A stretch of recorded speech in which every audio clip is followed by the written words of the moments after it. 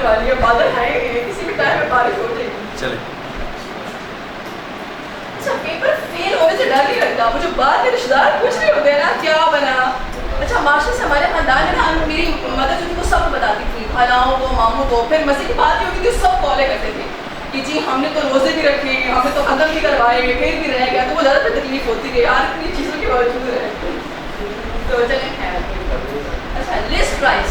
आपने जब दुकानदार से जाके कॉन्टेक्ट किया तो उसने आपको कहा 1-20, आपने कहा सर प्लीज़ थोड़ा सा डिस्काउंट दे दी, तो उसने आपका चले 10,000 डिस्काउंट। जो एट द स्पॉट आपको डिस्काउंट, उसी टाइम जो डिस्काउंट दिया जाता है उसे कहते हैं ट्रेड डिस्काउंट। लेकिन सप्लायर के कनाडा वाले सप्लायर ने बोला अगर आपने within 10 days, within 15 days, within 20-30 days अगर हमें बाकी पेमेंट कर दी तो मैं आपको मज़ीद डिस्काउंट दूंगा। तो ऐसे डिस्काउंट को आप कहते हैं सेटलमेंट डिस्काउंट। उसने आपको मज़ीद 10,000 का डिस्काउंट दे दिया। सेटलमेंट डिस्काउंट जानते हैं ना, कैश डिस्काउंट या प्रॉम्प्ट पेमेंट डिस्काउंट, जो आपको इसलिए दिया जाता है कि आप जल्दी पेमेंट कर दें, इस लालच में आते हैं। यानी अभी आपको ये परचेज कितने की पड़ी है, ये मशीन परचेज प्राइस या कॉस्ट 100,000, 1,20,000 उसने बोला था पहली बार, जिसमें से 10,000 तो आपने उसी टाइम उसके तरले करके ले लिए थे। फिर बाकी 10,000 का डिस्काउंट आपको इसलिए मिला क्योंकि आपने जल्दी पेमेंट का वादा किया या उससे जल्दी पेमेंट किया। अब कनाडा वाले सप्लायर से आपने मशीन तो खरीद रही है, तो क्या वो उड़ के आएगी मशीन कनाडा से? नहीं, उसके लिए आपको शिप करना पड़ेगा, हायर ट्रांसपोर्टेशन। तो कनाडा से लेके पाकिस्तान तक जितनी भी शिपिंग कॉस्ट आएगी, यानी जो ट्रांसपोर्टेशन कॉस्ट आएगी, अगर आप शिप नहीं हायर करते, शिप वाले को पैसे नहीं देते, तो क्या मशीन आपके पाकिस्तान में फैक्ट्री तक पहुंच सकेगी? नहीं। अगर आपने उस मशीन को अपनी फैक्ट्री तक लाना है, उससे कोल्ड ड्रिंक्स की बोतल बनानी है डिपार्टमेंट में, तो फिर आपको क्या करना पड़ेगा?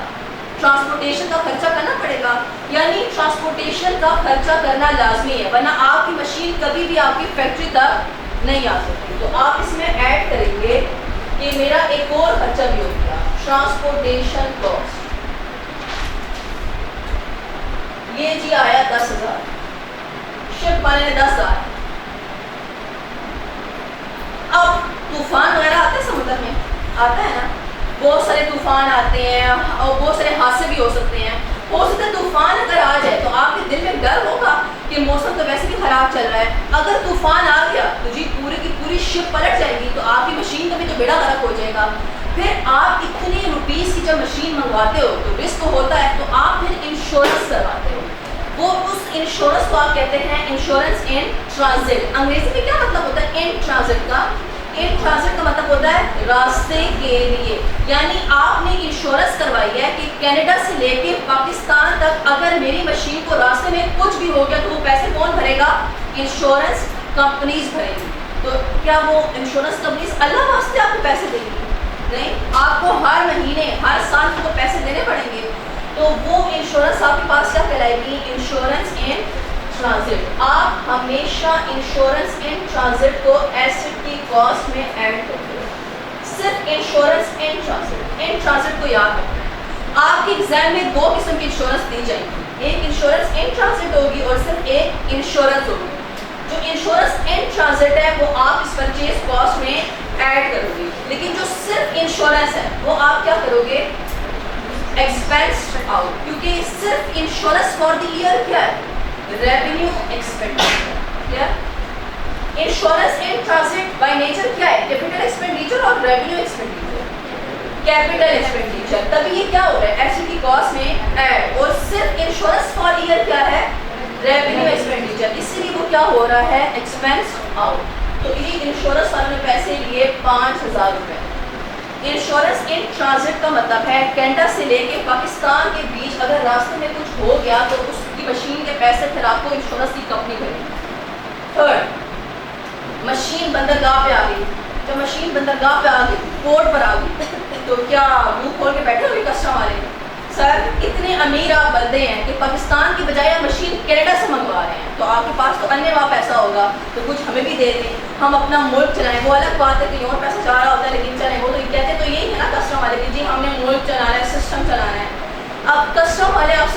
पहले लेंगे इंपोर्ट ड्यूटीज। जब भी आप कोई चीज़ बाहर से मंगवाते हो तो उस पर इंपोर्ट ड्यूटीज लगती हैं। अक्सर आपने गाड़ियों के बारे में सुना होगा 300% लगती है। पता है आपको, अगर गाड़ी 1 करोड़ की आप बाहर से मंगवाओ तो वो आपकी 4-5 करोड़ की बन जाती है। इसीलिए लोग कहते हैं कि बाहर गाड़ियाँ सस्ती होती हैं क्योंकि उन पर इंपोर्ट ड्यूटीज नहीं लगती। जब आप बाहर से गाड़ी मंगवाते हो तो वो गाड़ी एक्चुअल में महंगी नहीं होती है, जो उस पर इंपोर्ट ड्यूटीज लगती हैं वो महंगी होती हैं।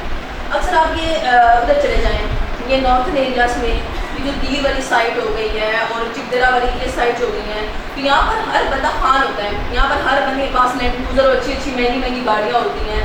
वजह क्या होती है, वो सस्ती होती हैं क्योंकि वो नॉन कस्टम पेड होती हैं। उन पर आपने ये इंपोर्ट ड्यूटीज़ कस्टम वाला नहीं पे की होती है। तो अगर आप उस पर कस्टम ड्यूटी इंपोर्ट ड्यूटीज़ पे करें तो फिर वो उतने की नहीं रहेगी जितनी की वो है। हो सकता है वो 1 करोड़ की गाड़ी आपने ली, लेकिन अगर आप उस पर कस्टम ड्यूटी वगैरह पे करोगे तो हो सकता है कि वो फिर 10 करोड़ की चली जाए। तो ये थोड़ा सा होता है मसला हमारे पाकिस्तान में इंपोर्ट ड्यूटीज़ का। तो जब आपने वो मशीन मंगवाई तो वहाँ पर जी कस्टम वाले बैठे थे, उन्होंने आपसे इंपोर्ट ड्यूटीज़ के पैसे लिए 20 लाख। वो एजेंट आया, कस्टम आया, क्लियरिंग एजेंट, उसने कहा सर इतना तो पैसा आपके पास, थोड़ा हमें भी चाय पानी का खर्चा दे दें, हमारे भी छोटे बीवी बच्चे हैं। तो आप कहा चले ठीक है सर, आप भी कुछ पैसे रख लें। तो इसे कहते हैं fee paid to clearing agent. वो जो कोर्ट में वो मशीन जो क्लियर करता है या कस्टम वाला, उससे भी आपका चाय पानी का खर्चा देते हैं, थोड़े फी वगैरह देते हैं। अगर तो आप इनकार करते हैं तो वो बंदा बोलेगा आप देखो देखता हूँ ये तो मशीन अपनी फैक्ट्री तक कैसे ले जाती है, यानी ये फी आपको पे करना लाजमी। तो इसे भी आपने जी 20,000 रुपये दे दिए। जैसा आप तो ले रहे हैं, आप तो चुप कर रहे हैं, मुँह बंद कर रहे हैं। प्लस आपने ITA में पढ़ा था 2 किस्म के टैक्सेस होते हैं, एक होते हैं नॉन रिफंडेबल और दूसरे होते हैं रिफंडेबल। लेकिन नाम से लग रहा है नॉन रिफंडेबल। नॉन रिफंडेबल का क्या मतलब होता है, जितना टैक्स अदा किया वो आप वापस आपको किसी सूरत नहीं मिलेगा। लेकिन रिफंडेबल का क्या मतलब होता है, रिफंडेबल का मतलब होता है कि जितना आप टैक्स पे करेंगे वो आपको दोबारा पैसे रिकवर हो जाएंगे, पैसे मिल जाएंगे। ये डिटेल आप अपने टैक्स में पढ़ेंगे कि बहुत सारी इसमें चीज़ें आती हैं। तो आपने हमेशा जब भी ऐसे की कॉस्ट में नॉन रिफंडेबल या नॉन एडजस्टेबल टैक्सेस को ऐड करना है। तो रिफंडेबल को हम क्यों नहीं ऐड करते इसमें,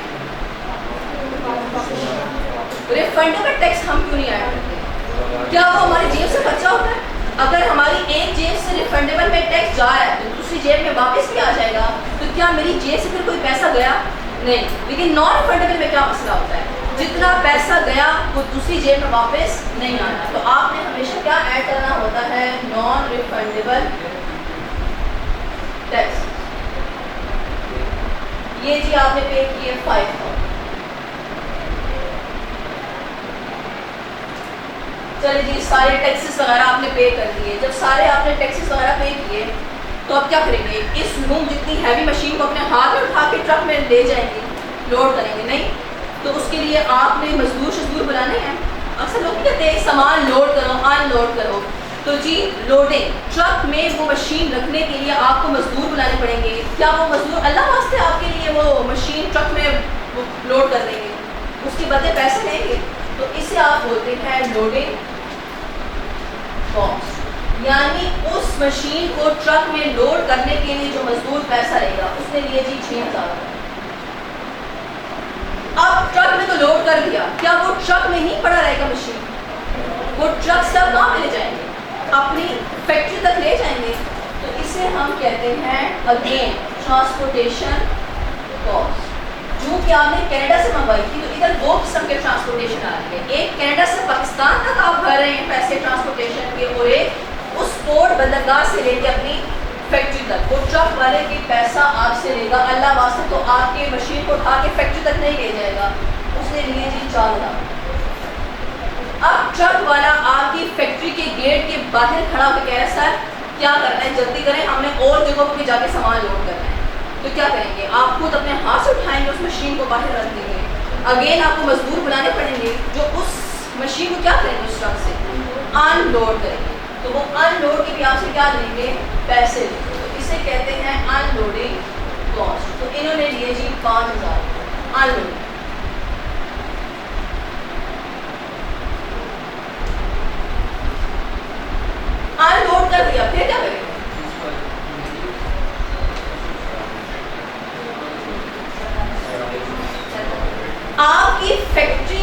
जगह थी वो उस मशीन के मुताबिक नहीं थी, तो क्या करें? बाहर चुराए में ही पड़ा रहेगा। साइट प्रिपेयर करेंगे, साइट अपनी फैक्ट्री में जगह बनाएंगे ताकि वो मशीन उसमें क्या हो सके, फिट हो सके।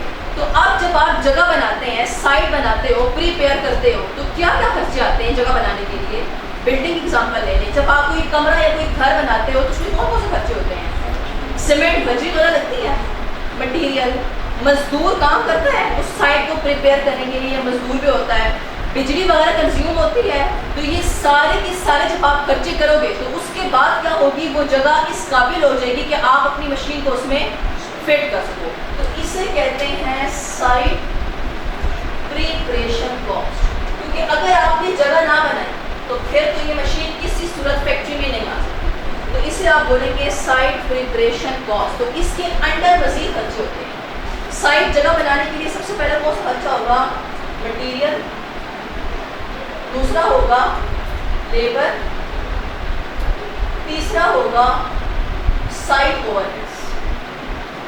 ओवरहेड्स याद है आईटी में जो थोड़ा बहुत देखा था, ओवरहेड्स, इलेक्ट्रिसिटी वगैरह को हम क्या बोलते हैं? ओवरहेड्स। यानी बिजली वगैरह भी मशीन जो आप खुदाई वगैरह करते हैं ये सब मशीन के थ्रू होती है। मशीन किससे चल रही होती है? बिजली से। तो ये सारे के सारे खर्चे करना लाजमी है।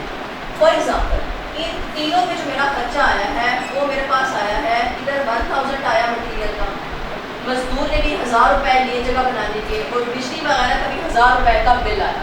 यानी इन शॉर्ट जगह बनाने के लिए मेरे पास कितना खर्चा आ गया? ये साइट प्रिपरेशन कॉस्ट। क्या 1 घंटे के अंदर वो जगह बन जाएगी? हो सकता है 1 हफ्ता लगे, 2 हफ्ते लग जाएं। तो 1-2 हफ्ते के लिए आप चुराने में रखेंगे अपनी मशीन को? आपकी फैक्ट्री में तो जगह नहीं है, तो क्या करेंगे? बाहर पड़ा रहेगा चौक में। उसके लिए अलग से मकान लेंगे, जगह लेंगे, कोई जगह रेंट पर लेंगे 1-2 हफ्ते के लिए। तो वो आपका मामू का तो बेटा है नहीं जो आपसे बोलेगा सर आए आपके लिए तो मैंने जगह खाली छोड़ी थी कि आप अपनी मशीन को यहाँ पे रख सकें। क्या करेंगे? उस 1-2 हफ्ते के पैसे देंगे? इसे हो गए हैं। इसे कहते हैं हैंडलिंग कॉस्ट।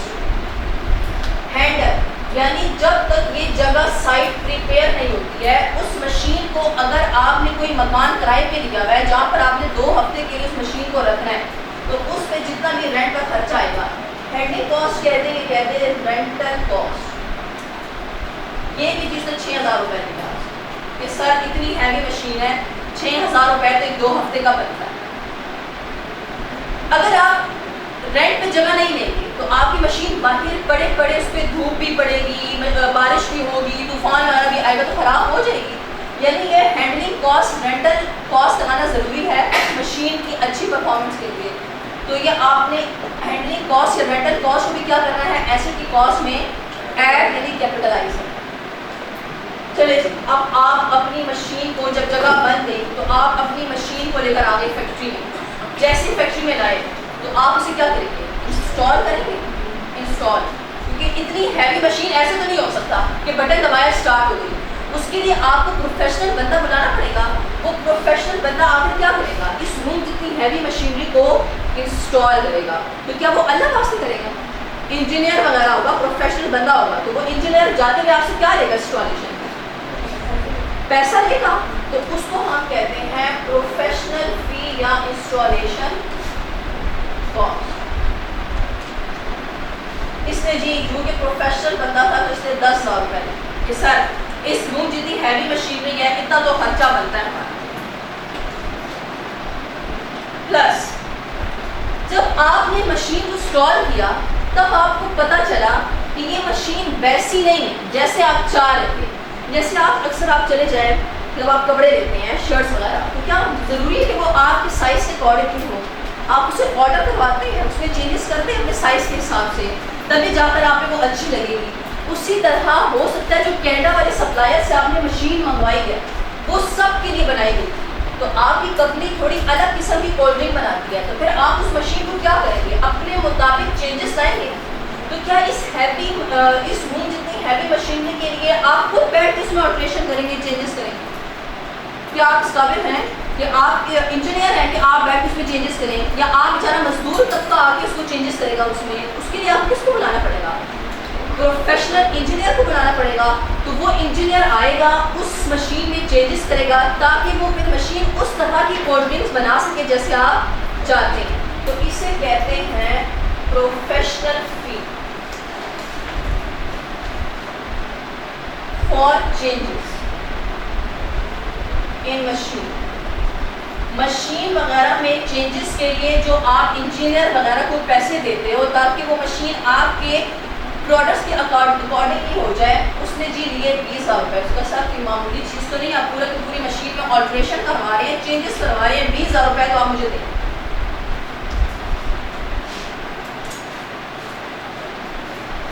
चले जी, अब जो कि आपने अपनी मशीन को बना लिया, सब कुछ कर लिया, उसमें ऑल्ट्रेशन करवा ली, अब वो मशीन इस काबिल हो जाएगी कि अब आप उसको क्या कर सकते हैं, उसको यूज़ कर सकते हैं अपनी फैक्ट्री में कोल्ड ड्रिंक्स की बॉटल बनाने के लिए। तो यहाँ तक ये सारी वो लिस्ट है जो सारे के सारे खर्चे आपने करना लाजमी है। जब तक आप ये खर्चे नहीं करेंगे, आपकी मशीन कभी भी उस काबिल नहीं हो सकती कि वो कोल्ड ड्रिंक बना सके। यानी अगर आपने अपनी प्रोडक्शन में प्रोडक्ट्स बनानी है, कोल्ड ड्रिंक्स की बॉटल बनानी है, तो इस